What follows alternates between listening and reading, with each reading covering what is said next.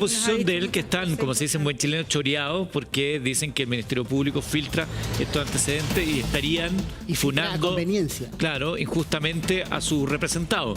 Ahora, seguimos teniendo, yo creo, todos esta duda. Es raro que tengas 5 heridas cortantes en tus manos, habiendo un cuchillo involucrado en un hecho y que no sepas decir con certeza de dónde viene. O, por ejemplo, por qué compra una pistola de juguete, obviamente, todos lo entendemos, y después no la recuerda. ¿Serán los nervios que te bloquean tu declaración? ¿Cómo irán a explicar ese tipo de inconsistencia en el relato que se han conocido a través de esas filtraciones? Parte de lo que vamos a tener que empezar a ver ya una vez que comience este juicio. Sí, lo que pasa es que justo lo dijo a la pasada y por eso yo quería hacerle la pregunta, porque creo, más allá de todo eso, que la información súper relevante, que al menos nos da pista de cuál va a ser la línea de defensa de él. Hay dos, como la INA nos dijo, hay 2 imputados más. Aparentemente, según lo que dice el abogado, estas personas ya habrían declarado, obviamente como imputados, no como testigos. Dice que hay 2 imputados más. Que fueron, perdón, testigos de los... Que es que hay 2 personas imputadas más, que son quienes viven en esa casa, y que ellos habrían escuchado la voz de una mujer que dice Eduardo, Eduardo. Cada vez más bajo. Cada vez más bajo. Eso es súper importante. Después dijo... Y que agrega que él pensó que estaban matando un ratón, porque sintieron un ruido y como algo más violento. Eso es uno. Lo otro, si es que porque yo quería que nos pusiera énfasis, porque lo dijo a la pasada y es muy importante.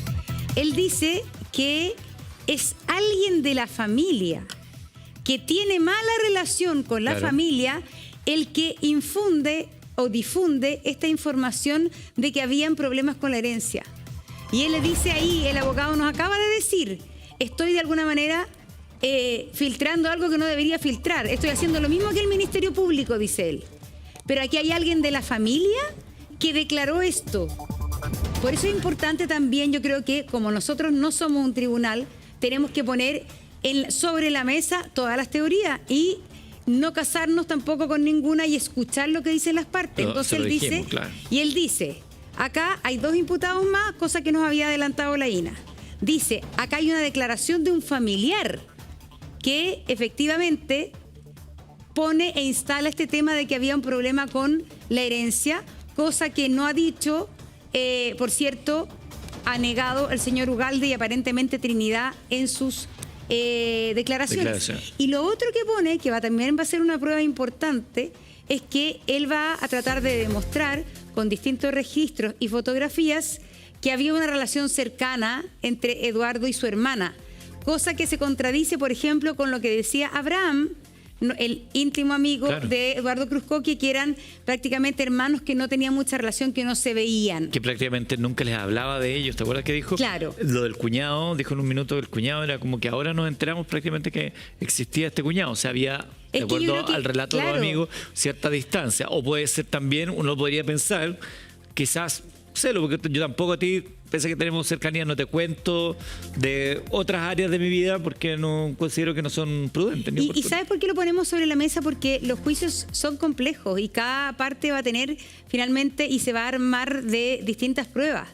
Y lo que pasa con el señor Ugalde es que además que el señor Ugalde es, bueno, sin antecedentes, pero todo el testimonio de su alrededor hablan de una persona muy amable, colaborativa, nunca ha tenido un problema de agresión con vecinos, nada, en una investigación en la comunidad escolar que participaba, en los vecindarios, era realmente una persona muy querida. Ya, pero Monse, y eso no estoy diciendo... Claro, porque eso obvio, que puede ser un argumento a favor, también uno dice, ¿cuántas veces escucha que, oye, pero este lo mató, pero si le ayudaba todos los días a las viejitas a sacar la basura, era un pan de Dios? Solo lo quiero decir que esa va a ser una línea que va a utilizar como argumento de la defensa. Sí, solo por eso. Todos somos buenos hasta que la cagamos. Lo de los testigos de oídas de lo que pasó ahí lo desconocíamos hasta ahora, y eso es bien relevante. Es verdad. Y al menos plantea un poco la estrategia que se viene de aquí en más.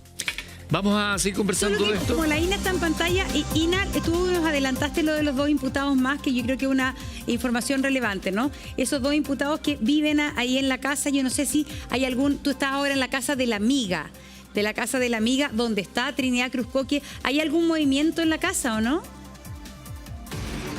Sí, mira, acá justamente está Trinidad y está esta tercera persona que yo ya les había comentado que era parte de la imagen, ¿cierto? Que sería la propietaria además de esta vivienda. De hecho, pasemos un poco para acá para mostrarles y ampliarles la información de por qué tenemos la certeza de que Trinidad también está acá junto con esta tercera persona, que tenemos certeza que está acá y además un vecino les amplió la información, nos comentaba que ayer en la mañana llegaron hasta esta vivienda. Acá hay un vehículo, un Subaru. Muy importante, no vamos a mostrar la placa patente, pero sí les puedo comentar que este vehículo en cuestión, que está estacionado dentro de la vivienda, es el auto de Jorge Ugalde.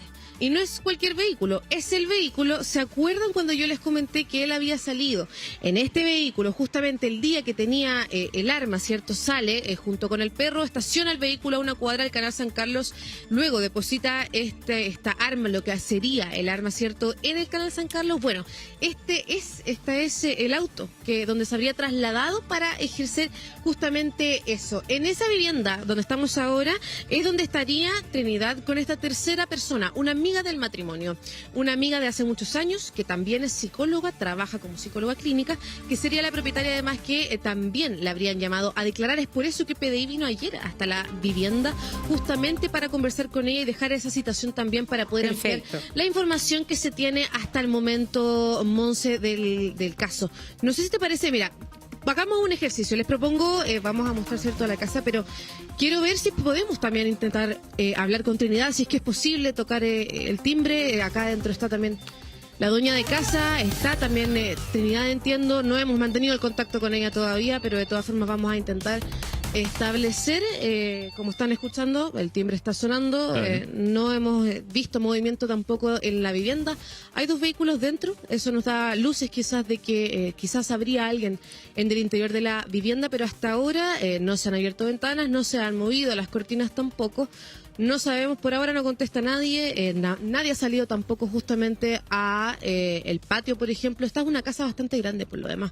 Tiene bastante patio interno como para ver quizás un poco de movimiento, varias ventanas también, y por lo pronto, nosotros llevamos más de 2 horas acá, no hemos visto nada, nadie contesta el timbre, tampoco muchachos, pero de todas formas nos vamos a quedar acá para intentar establecer este contacto y poder tener un poco más de información. Tratemos de ver si podemos lograr ese contacto con la hermana del fallecido, en esta casa donde estaría junto a su amiga, que también ha recibido una citación por parte de la defensa, según nos decía el propio Marcelo Castillo. Tenemos vamos hacia el otro sector, porque está con nosotros Mauricio Valdivia, criminólogo de adipa.cl. ¿Cómo estás? Gusto de verte, por supuesto. ¿Cómo está Mauricio? Ortiz, ¿cómo está Imai? Muchas gracias por estar con nosotros.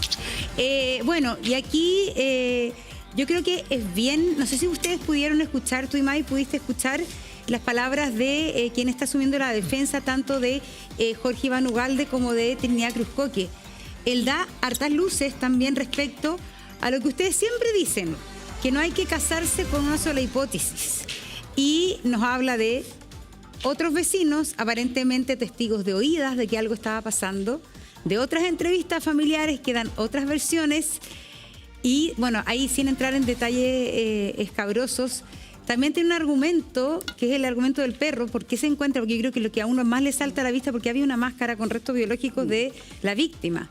Y él da una explicación que puede ser plausible.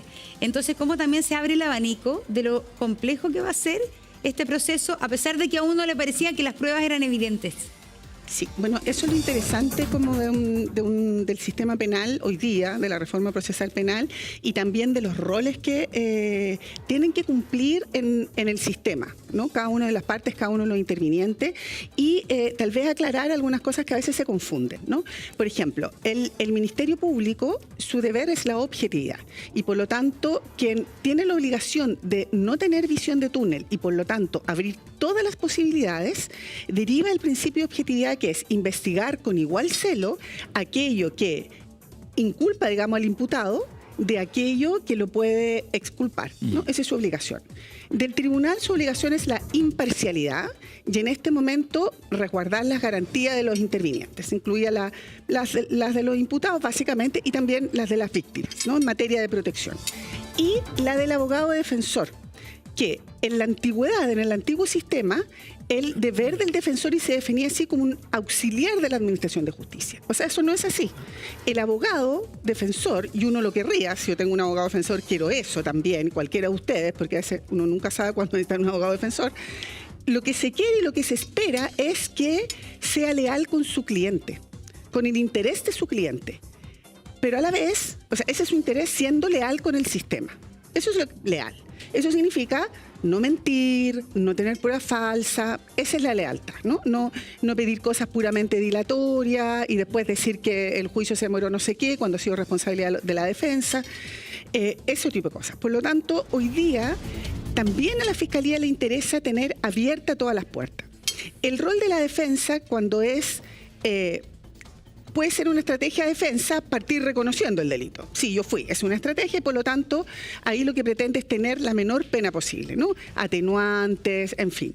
Y Pero también, vamos por parte. Por lo tanto, lo que sabemos ahora, que es súper importante, es que la línea de defensa va a ser negar la culpabilidad. sí, esa es la otra línea, esa es la otra alternativa. Pero para irnos concreto a este caso. Sí. En este caso, por lo que entendemos de la defensa y por lo que entendemos de las declaraciones del imputado, la tesis va a ser: yo no soy responsable de este crimen. Exactamente, una de esas. No soy responsable, por lo tanto tengo una teoría del caso alternativa que se tiene que probar, ¿no? Pero ahí tiene que la defensa tiene que probar la teoría del caso alternativo, o basta con que pruebe que todas las pruebas que supuestamente apuntan, en este caso, a su representado, no son válidas o no son certeras, o descartarlas una a una. Son dos alternativas. Una posibilidad es tener una defensa pasiva y por lo tanto dejar que el Ministerio Público actúe.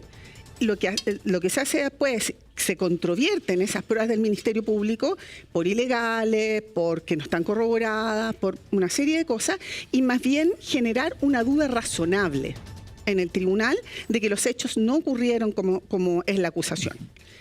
Y la otra, digamos, que es más trabajosa, digamos, para la defensa, es tener derechamente una teoría alternativa. Pero ahí el que afirma una cosa tiene que probarla. Claro. Una pregunta, Imay. Hoy día lo que estamos entendiendo es que la estrategia es decir, negar la culpabilidad. La participación. Negar la participación de... ¿Eso podría eventualmente cambiar o se sostiene a firme hasta el final? Porque es lo que uno no sabe, ¿no? Porque en el fondo, generalmente, lo primero que dice el señor Ugalde: yo no tengo ni una responsabilidad en los hechos, y lo sostiene, lo está intentando sostener con pruebas su abogado defensor. ¿Podría pasar que a mitad de camino una persona cambie su versión y, por ejemplo, diga ya, yo asumo una culpabilidad, así, por ejemplo, tengo menor pena porque colaboré? Esa es una alternativa. O sea, yo he visto que también hay gente que ha cambiado en el juicio, incluso para sorpresa de sus propios abogados defensores. Ya. ¿No? Hay una cosa como entre la culpa y entre las personas son súper poco predecibles lo que pueda pasar. Pero sí, se puede cambiar. Mauricio, hemos hablado mucho entre ayer y hoy del perfil de la persona que está siendo investigada. Y claro, efectivamente, uno entiende al abogado cuando dice: oye, me lo están funando, lo están dibujando como si fuera lo peor de lo peor, cuando él es una persona reflexiva, sana, que colabora con sus vecinos. ¿Cómo ves tú esa controversia entre las dos visiones que hay? Mira, lógicamente acá a nadie se le puede condenar por el funcionamiento psicológico. Eso es la base. Aquí tiene que haber evidencia concreta, evidencia pericial, evidencia criminalística. Después, por ejemplo, cuando entramos al terreno de la psicopatía, eso interesa por una vez que ya la condena está firme. No interesa desde el punto de vista probatorio. Pero tenemos que hacer una diferencia. Cuando consideramos lo que es la delincuencia común, normalmente en delincuencia común puede haber sadismo, puede haber una extrema violencia, pero en general hay conductas lógicas. Cuando nos salimos de la lógica y empezamos a encontrar que un determinado delito aparecen irracionalidades, conductas que no son explicables, y la gente se pregunta ¿cómo llegó a hacer eso? Y a eso además le sumamos cierto nivel de sadismo, empieza a tomar olor la situación a psicopatía. Es decir, donde habría entonces una motivación más bien intrínseca en la persona, donde habrían elementos que son propios de esa persona. Cuando hablamos de psicopatía no estamos hablando de alguien que anda por la vida secuestrando, violando, claro, asesinando, descuartizando. Eso está en la fantasía del imaginario. La psicopatía tiene que ver con manipulación, con control, con dominación, con desconsideración absoluta por los derechos de los demás. Y ahí entramos en el plano de la psicopatía. Esa es la psicopatía no criminal, por así decirlo. Se puede entender, porque llama la atención, eso lo planteábamos al abogado, que hay ciertas partes del relato que nos parecen inconsistentes. Por ejemplo, la herida de las manos. Se puede entender que por la presión de los hechos, como decía el abogado, por la forma en la cual te interrogan, tú puedes empezar a perder la lógica de tu relato. Yo creo que aquí la lógica o el aspecto racional se perdió en la secuencia de hechos que son inconexos. Mira, aquí hay un elemento muy importante que nos salimos más bien de lo criminológico, psicológico, y nos pasamos a lo criminalístico. Las lesiones que tiene en la mano va a ser susceptible de ser establecida con claridad si son autoinferidas o son producto de una interacción con otra persona. Eso, desde un punto de vista médico-legal, es posible establecerlo. Va a ser un elemento muy importante, es decir, cuál fue el origen mecánica de la acción que llevó justamente a producir esas lesiones.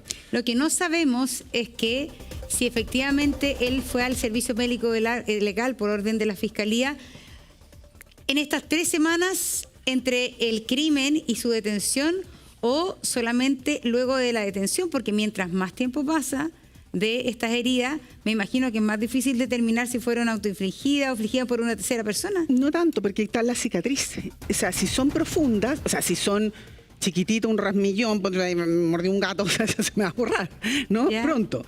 Pero de cuchillo, y es como profunda, como parece que fue, puede quedar la cicatriz. Y el tipo de cicatriz, la línea que, o sea, es un rastro la cicatriz. Una huella digital. Es una claro. huella, que es una huella como biológica de alguna Que podría manera. eventualmente ser comparable con alguna de las que tenga la víctima. Claro, o algo así. él dice que fue un cuchillo de cocina que está en la casa. Claro, se puede que- comparar con el cuchillo. O sea, todavía que no es está posible. el cuchillo, determinarlo. claro, no está el cuchillo, no se ha encontrado el arma homicida, pero igual... Pero es que él dice que se cortó cocinando, ¿no? Sí, compararlo con el cuchillo de la cocina. una de las heridas Ya. él reconoce que fue cocinando y la otra no recuerda cómo se las hizo. Ya. Va a ser muy importante la forma, porque piensen ustedes que una escoriación, una ¿Qué es hematoma... eso? Expliquemos en sencillo. Es cuando alguien se roza superficialmente, que es una lesión superficial.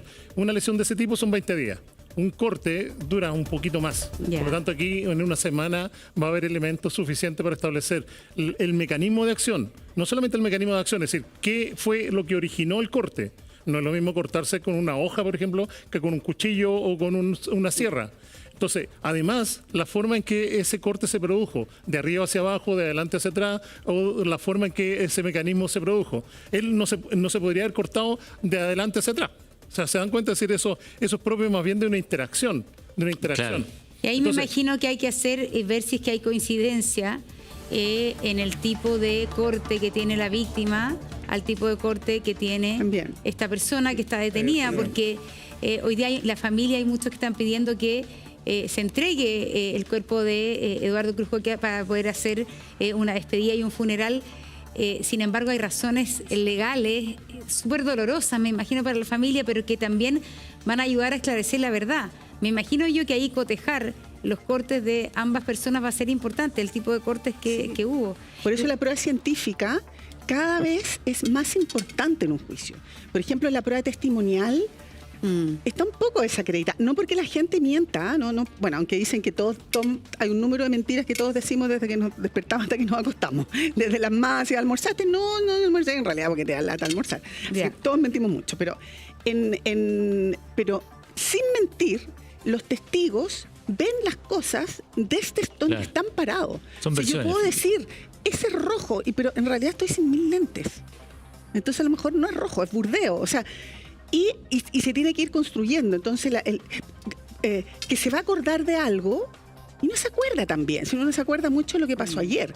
Por lo tanto, el testimonio es muy importante, pero la evidencia científica que se ha desarrollado mucho, que pueda corroborar ese testimonio, es cada vez más importante. Pero como bien Sí. dice, no es un juicio hacia la persona, lo que se juzgan son hechos, no es un derecho de autor. Sí, pero lo que pasa es que a uno como no abogado le llama la atención, por ejemplo, que él diga que no se acuerda de dónde vienen estos 5 cortes.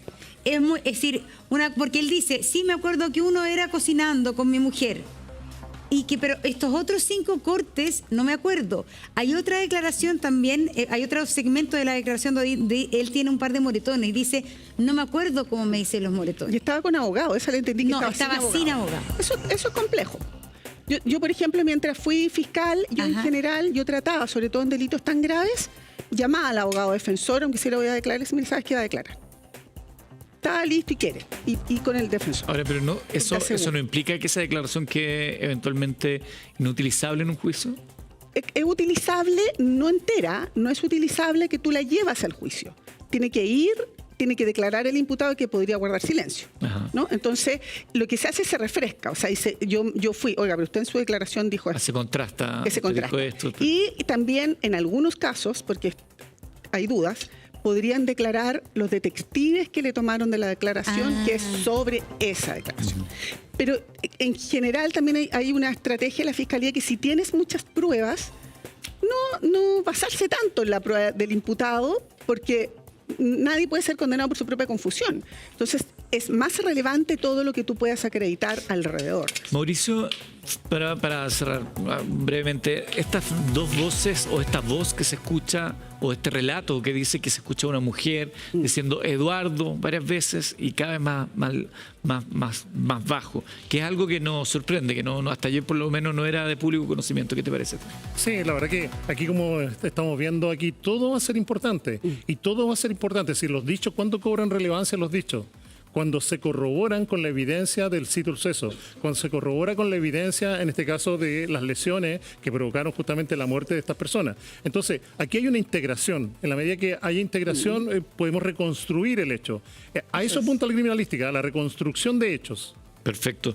Muchas gracias a Mauricio Valdivia, criminólogo de adipa.cl, y a nuestra Imay Ortiz, abogada, que también nos acompaña siempre. Gracias por estar con nosotros. Gracias por estar con Gracias a nosotros. ustedes.